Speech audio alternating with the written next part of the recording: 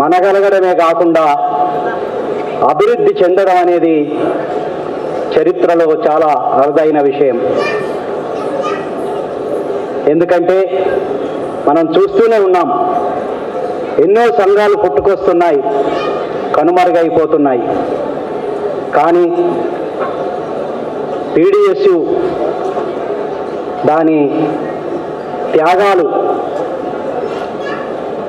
విద్యార్థుల వైపు, ప్రత్యేకంగా ఏర్పడిన సమయంలో గ్రామీణ విద్యార్థులకు వైపు నిలబడి క్యాంపస్లో జరిగే అన్యాయాలను, హాస్టల్ సమస్యల మీద, విద్యా సమస్యల మీద ఒక విప్లవ దృక్పథంతో పోరాడిన సంఘం కాబట్టి అది నిలబడగలిగింది. అందుకోసమే సమూల మార్పు కోసం పనిచేసే సంఘాలు కాబట్టే ఆ పోరాటాలకి, ఆ విప్లవ దృక్పథంతో నడిచిన విద్యారంగ పోరాటాలకి నాయకత్వం వహించిన జార్జ్ రెడ్డి, జంపాల వాళ్ళ త్యాగాల వలన అది సామాజిక ప్రయోజనమే తమ ప్రయోజనంగా చేసుకొని త్యాగాలు చేశారు కాబట్టి సంఘం ఇలా నిలబడింది, ఇంకా అభివృద్ధి చెందుతుంది. మిత్రులారా, నేను విద్యార్థి దశలో వరంగల్లో ఉన్నప్పుడు లాల్ సలాం లాల్ సలాం అనే పాట అక్కడ కాలేజీలలో, యూనివర్సిటీలలో మారుమోగేది. ఇక్కడ గుండాలను గడగడ వణికించిన మహాగణుడ, క్యాంపస్ అన్యాయాలను అంటించిన అగ్నికణమని అప్పుడు ప్రతి కళాశాలలో, ఈవెన్ పాఠశాలల్లో కూడా, యూనివర్సిటీలలో అప్పుడు పాడుకునే వాళ్ళం. సమాజం కోసం, సమాజ వెలుగులో సాగిన ఓ బాటసారి. ఆ సమాజం కోసం, సమానత్వం కోసం పోరాటాలు జరిపారు కాబట్టే ఇవాళ ఇంతకుముందే మేము మాట్లాడుకున్నాం, దాదాపు అప్పటికన్నా ఎక్కువ అప్పుడు పరిస్థితులు దారుణంగా ఉన్నాయి. ఇప్పుడు ఈ సందర్భంగా ఒక 2-3 విషయాలు గుర్తు చేసుకొని నేను ముగిస్తాను. మొత్తం విద్యారంగంలో వస్తున్న మార్పులను ఒక 3 పదాలుగా మనం మాట్లాడుకోవచ్చు. ఒకటి, సెంట్రలైజేషన్ ఆఫ్ ఎడ్యుకేషన్. జాతీయ విద్యా విధానం ద్వారా మొత్తం విద్యా విధానాన్ని తమ గుప్పిట్లో పెట్టుకొని ఇవాళ బీజేపీ కేంద్ర ప్రభుత్వం ఇవాళ పరీక్షలను కూడా సెంట్రలైజ్ చేసి, మీకు అందరికీ తెలుసు, ఎన్టీఏ నేషనల్ టెస్టింగ్ ఏజెన్సీ పేరు మీద ఇవాళ ఎన్నో పరీక్షలు వాళ్ళే నిర్వహించి, నీట్ పరీక్ష గురించి మీకు తెలుసు, నీట్ పరీక్షలో పరీక్షా పత్రాలు అమ్ముకోవడం, లీకేజ్ చేయడం. చాలా ఆశ్చర్యకరమైన విషయం ఏంటంటే, మామూలుగా ఫస్ట్ క్లాస్ అంటే మనము ఫస్ట్ క్లాస్, సెకండ్ క్లాస్ 2-3 అనుకుంటాం. 67 మందికి ఫస్ట్ క్లాసులు ఇచ్చిండ్రు. అంటే ఎన్టీఏ పరిస్థితి ఎలా ఉందంటే 67 మందికి ఫస్ట్ క్లాసే. అసలు ఎక్కడైనా ఉంటుందా ఏ క్లాసులోనైనా? తర్వాత ఎక్కడైనా జవాబులు రాయకుండా మార్కులు ఇవ్వడం. అంటే జవాబులే రాయలేదు, గంట లేట్ వస్తే 60 నిమిషాలు ఇంటూ 20, 120 మార్కులు వేయడం. అంటే ఎంత దుర్మార్గం అంటే, ఎన్టీఏ సెంట్రలైజేషన్ ద్వారా జరిగే ఈ అంటే ఒక విద్యా వ్యవస్థలో పరీక్ష అనేది ఒక మూల స్తంభం. ఆ మూల స్తంభాన్ని ఇవాళ కూల్చివేసిన ఈ సెంట్రలైజేషన్ ఆఫ్ ఎడ్యుకేషన్ ఇవాళ పెద్ద ఎత్తున జరుగుతుంది. అందులో భాగంగానే ఒకటే మాట చెప్పాలి. చెన్నైలోని అనిత అనే ఒక అమ్మాయి నీట్ పరీక్ష రాసి స్టేట్ బోర్డులో ఫస్ట్ క్లాస్ వచ్చి, నేను డాక్టర్ కావాలని కలలు కని నీట్ రాస్తే అందులో ఫెయిల్ చేశారు. అప్పుడు ఆమె ఒక మౌలిక ప్రశ్న, దురదృష్టవశాత్తు ఆత్మహత్య చేసుకొని ఒక మౌలిక ప్రశ్న అడిగింది. అదేమిటంటే, విద్యారంగంలో కామన్ స్కూల్ లేనప్పుడు, కామన్ విద్యా విధానం లేనప్పుడు మీకు కామన్ ఎంట్రన్స్ టెస్ట్ పెట్టే హక్కు ఎవడిచ్చాడు అని ఆ రోజు కేంద్ర ప్రభుత్వాలని, మొత్తం ప్రభుత్వాలను ప్రశ్నించింది. కామన్ విద్యా విధానం లేకుండా కామన్ ఎంట్రన్స్ సెట్ ఇవాళ ఏ చెప్పినా లా సెట్, ఈ సెట్, సెంట్రల్ యూనివర్సిటీ సెట్, అన్ని సెట్లు ఇలా అంత సెంట్రలైజేషన్ ఆఫ్ ఎడ్యుకేషన్. ఇక రెండో విషయానికి వస్తే, సమాజంలో ఒకప్పుడు ధనికులు, పేదలు, లేకుంటే ఆధిపత్య కులాలు, దళితులు, ఆదివాసీలు అనే డివిజన్ ఉండేది. ఇవాళ అది విద్యారంగంలో కూడా చొచ్చుకొని పోయింది. ఒకవైపు ధనవంతుల పిల్లలైతే ఏసీ గదులు, ఏసీ క్లాస్ రూమ్లు, పేద పిల్లలైతే గదులే లేని పరిస్థితి. ఏ పాఠశాలకు పోయినా కూడా లోపల మనం ఎంతసేపు నిలబడ్డా కూడా అది ఎప్పుడు కూలిపోతుంది అనే ఒక పరిస్థితి.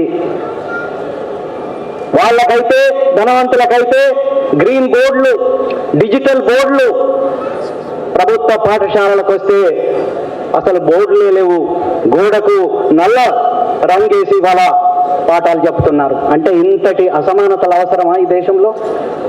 ఇట్లా ఇది ఎందుకు ఈ అవసరం వచ్చిందంటే, ఇంకొక పాలసీ, commoditization of education, centralization of education, commoditization of education. ఈ కమాడిటైజేషన్ ఇంకా వేరే కూడా కార్పొరేటైజేషన్ ఆఫ్ ఎడ్యుకేషన్. ఇవాళ ప్రతి రంగంలో, ఒక విద్యా రంగంలోనే కాదు, corporatisation of agriculture, corporatisation of education, corporatization of health, ఏదైనా కార్పొరేటైజేషన్. అందులో భాగంగానే ప్రభుత్వ రంగంలో ఉన్న పాఠశాలలకు బదులు 1986 రాజీవ్ గాంధీ తీసుకొచ్చిన విద్యా విధానంలో భాగంగా ఇక్కడ ప్రైవేటు పాఠశాలలు, ప్రైవేటు కళాశాలలు, చైతన్య నారాయణ లాంటి ఒక విద్యా వ్యాపార సంస్థలు చొచ్చుకొచ్చి, అంటే ప్రైవేటు పాఠశాలలు, కళాశాలలు రావడం వలన కమాడిటైజేషన్, కమాడిటీ, ప్రైవేటు వ్యక్తులకు, కార్పొరేట్ వ్యక్తులకు, పెట్టుబడిదారులకు ప్రతిదీ మౌలిక, వాళ్ళ దృక్పథమంతా మారక విలువే తప్ప ఉపయోగపు విలువ ఉండదు. ఎలా అమ్ముకోవాలి, ఎలా లాభాలు చేసుకోవాలి విద్య ద్వారా అని అమ్ముకున్నారు కాబట్టి కొనలేని వాళ్ళు వేరే వర్గంగా విడిపోయారు. ఇవాళ ప్రభుత్వ పాఠశాలలు, ప్రభుత్వ కళాశాలలు దురదృష్టవశాత్తు ప్రభుత్వ విశ్వవిద్యాలయాలు అనవలసిన అవసరం ఏర్పడ్డది. ఇవాళ ఇక్కడున్న వాళ్ళందరూ ఎక్కడికి పోలేని వ్యక్తులు. ఏ ప్రైవేటు కళాశాలకు, ఏ ప్రైవేటు విశ్వవిద్యాలయాల్లో చదువును కొనుక్కొని వాళ్ళందరూ ఇవాళ ఈ కళాశాలల్లో మిగిలి ఉన్నారు. ఇట్లా డివిజన్ వచ్చేసి ప్రైవేటు పాఠశాలలు వచ్చిన తర్వాతనే ప్రభుత్వ పాఠశాలలు మూతపడుతున్నాయి. ప్రైవేటు కళాశాలలు, కార్పొరేట్ కళాశాలలు వచ్చినాయి కాబట్టి రేపు అక్కడ ప్రభుత్వ కాలేజీలు మూతపడే స్థితికి వచ్చాయి. రేపు ప్రైవేటు యూనివర్సిటీలు వస్తున్నాయి కాబట్టి ప్రైవేటు యూనివర్సిటీలు రావడం వలన ప్రభుత్వ యూనివర్సిటీలు కూడా మూతపడే ఒక పరిస్థితి ఏర్పడే అవకాశం ఉంది. కాబట్టి అంతేకాకుండా ప్రైవేటు యూనివర్సిటీలు ఎందుకు తెచ్చారు, ఎవరి కోసం తెచ్చారు? ఇవాళ ప్రైవేటు వ్యక్తులు ఎటువంటి వాళ్ళు? భూ కబ్జాలు చేసిన వాళ్ళు, తల్లిదండ్రులను దోచుకొని వాళ్ళు, కోస్తా వాళ్ళు కావచ్చు, తెలంగాణ వాళ్ళు కావచ్చు, అనురాగ్ సంస్థలు కావచ్చు, మల్లారెడ్డి సంస్థలు కావచ్చు, లేకపోతే వేరే సంస్థలు కావచ్చు, ఇవన్నీ లాభం కోసం వచ్చి ఇవాళ యూనివర్సిటీ వ్యవస్థను కూడా పూర్తిగా ప్రభుత్వ విశ్వవిద్యాలయాలను ధ్వంసం చేసే పరిస్థితి ఏర్పడ్డది. కాబట్టి మిత్రులారా, ఈ 17 యూనివర్సిటీలు ఏవైతే ఉన్నాయో రాష్ట్రంలో వాటిని అభివృద్ధి చేసే బదులు ఇవాళ రేవంత్ రెడ్డి ప్రభుత్వం ఇటు ప్రభుత్వ యూనివర్సిటీలను డెవలప్ చేసే ఆలోచన లేదు. ఉస్మానియా లాంటి యూనివర్సిటీలోనే 1267 పోస్టులు ఉంటే దాదాపు 800కు పైన పోస్టులు ఖాళీగా ఉన్నాయి. కాకతీయలో 400కు పైగా పోస్టులు ఉంటే 300కు పైగా ఖాళీగా ఉన్నాయి. అంటే 70%, 80% ఖాళీలు. వీటిని నింపే బదులు, ఇక్కడ వసతులు కల్పించే బదులు, ఇక్కడ లైబ్రరీలు, ల్యాబ్లు డెవలప్ చేసే బదులు ఇవాళ వాళ్ళు చేసే పని ఏమిటంటే ఈ యూనివర్సిటీలను మేము పట్టించుకోకుండా మేము చేసే పని ఏంటంటే స్కిల్ యూనివర్సిటీ తీసుకొస్తున్నాం. ఎవరి కోసం ఈ స్కిల్ యూనివర్సిటీ? స్కిల్ యూనివర్సిటీ తీసుకొచ్చి అక్కడ మహేంద్ర అనేవాడు ట్రాక్టర్లు తయారు చేసి లాభాలకు అమ్ముకొని రైతులను దోపిడీ చేసే ఒక మహేంద్రకి ఇవాళ చైర్మన్గా చేశారు. అక్కడ మేము స్కిల్స్ నేర్పిస్తామని చెప్తున్నారు. కానీ విషయం ఏంటంటే ఎవరి స్కిల్స్ మీరు నేర్పిస్తున్నారు? తెలంగాణ పోరాటంలో నీళ్లు, నిధులు, నియామకాలని ఉద్యోగాల కోసం తమ ప్రాణాలనిచ్చిన ఆ యువత కోసమా నైపుణ్యాలు, లేకపోతే బయట నుంచి వచ్చే కంపెనీల కోసమా? ఇవాళ స్వదేశీ విదేశీ కంపెనీల కోసం మహేంద్ర ఆల్రెడీ చెప్పేశాడు. ఏ రకమైన స్కిల్స్ మీరు నేర్పుతారంటే కంపెనీలకు అవసరమైన స్కిల్స్ నేర్పుతాం మేము. ఇక్కడ ఉండే తెలంగాణ యువతకు అవసరం ఉన్న స్కిల్స్ మేము నేర్పము అని చెప్పకనే చెప్పారు. కాబట్టి మిత్రులారా, ఇట్లా commoditization of education, corporatization of education, ఇంకొకటి విషయం చెప్పిన ఇంకోటి communalization of education, saffronization of education, హిందుత్వీకరణ అనండి, కమ్యూనలైజేషన్ అనండి, ఏదన్నా కూడా ఇవాళ విద్యారంగంలో మూఢనమ్మకాలను, చరిత్రకు బదులు పురాణ గాథల్ని, పౌరాణికాలను, కుక్కిటి పురాణాలను, సైన్స్కు బదులు మూఢనమ్మకాలను ఇవాళ సిలబస్లలో చొప్పిస్తున్నారు. ఒక విషయం ఏంటంటే మనకందరికీ తెలిసిన విషయమే, ఏది మనం సైన్స్లో ఏ కొత్త విషయం కనుక్కున్నారన్నా కూడా ఆర్ఎస్ఎస్ సంఘ పరివార శక్తులు చెప్పేది ఏమంటే లేదు ఇవన్నీ మా వేదాలలో ఉన్నాయి, మీరు ఏది కొత్తది కనుక్కోండి, అదంతా ఆల్రెడీ వేదాలలో వైదిక మతంలో మొత్తం ఉంది అని చెప్పేసి మనకందరికీ తెలుసు. విమానం వచ్చిందంటే విమానం ఎప్పటి నుంచో ఉంది, ఇది ఇక్కడ ఆల్రెడీ తయారు చేశారు. అందుకే ఇండియన్ నేషనల్ కాంగ్రెస్ లో ఆయన మోడీ పోయి అక్కడ మాట్లాడినప్పుడు కూడా అక్కడ వాళ్ళు చెప్పేది అంటే ఈ విమానం అంటే సైంటిస్టుల మధ్య, మామూలు ప్రజలలో కూడా కాదు, ఈ విమానం అట 9,000 సంవత్సరాల క్రితమే తయారైందట. అంతేకాదు అది 12,800 కిలోమీటర్లు పోయేదట గంటకు. ఎప్పుడు? 3-4 సంవత్సరాల క్రితం. అంతేకాదు ఇది లెఫ్ట్ సైడ్ పోయేదట, రైట్ సైడ్ పోయేదట, ముందుకు పోతుందో లేదో లేదు, వెనక్కడ పోయేదట. అక్కడ ఒక ఆయన లేచి, మనతోడు లేచి, ఏంటి సార్ మరి విమానం వెనక్కి పోతుంది అంటున్నారు, ఎట్లా పోతుంది అంటే ఆయన అన్నాడట, ఈ విమానము పెట్రోల్తోనో డీజిల్తోనో మిగతా ఫ్యూయల్తోనో నడిచేది కాదు, ఇది ఆవు ఉత్సతో తయారైంది, ఆవు ఉత్సతో నడుస్తుంది కాబట్టి ఆవు ఉత్సతో నడిచేది వెనక్కి పోకపోతే ముందుకు పోతుందా? అంటే ఈ పిట్ట కథలు, కట్టు కథలు చెప్పి, అంతేకాకుండా ఇంకొకటి చిన్న విషయం, సావర్కర్ ఇవాళ మొత్తం ఆర్ఎస్ఎస్ సంఘ పరివార భావజాలమంతా సావర్కర్ జాతీయవాదం పేరు మీద ఈ దేశంలో హిందుత్వ ఫ్యాసిజాన్ని తీసుకొచ్చే వరకు సర్వ ప్రయత్నాలు చేస్తున్నారు. ఆయన గురించి ఒక కథలు, ఆయన అంటే ఒకసారి జైల్లో ఆర్ఎస్ఎస్ ఎప్పుడు జాతీయ ఉద్యమంలో పాల్గొనలేదు, స్వాతంత్ర పోరాటంలో ఆర్ఎస్ఎస్ సంఘ పరివార శక్తులు పోరాడలేదు. ఎప్పుడో ఏదో చిన్న ప్రొటెస్ట్ చేస్తే సావర్కర్ను జైల్లో వేశారట.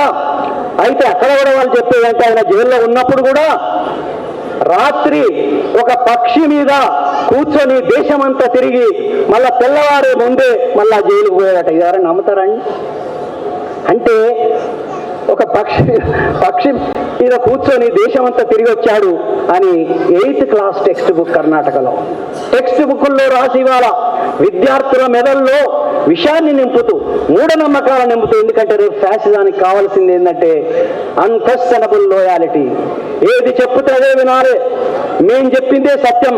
కాబట్టి ఇటువంటి కట్టుకథలను, పిట్ట కథలను చెప్పి రేపు ఈ దేశంలో అత్యంత ప్రమాదకరమైన హిందుత్వ ఫ్యాసిజాన్ని తీసుకొస్తున్నారు. కాబట్టి ఇది ఒక విద్యారంగ సమస్య కాదు, ఇదేదో తరగతి గదుల సమస్య కాదు.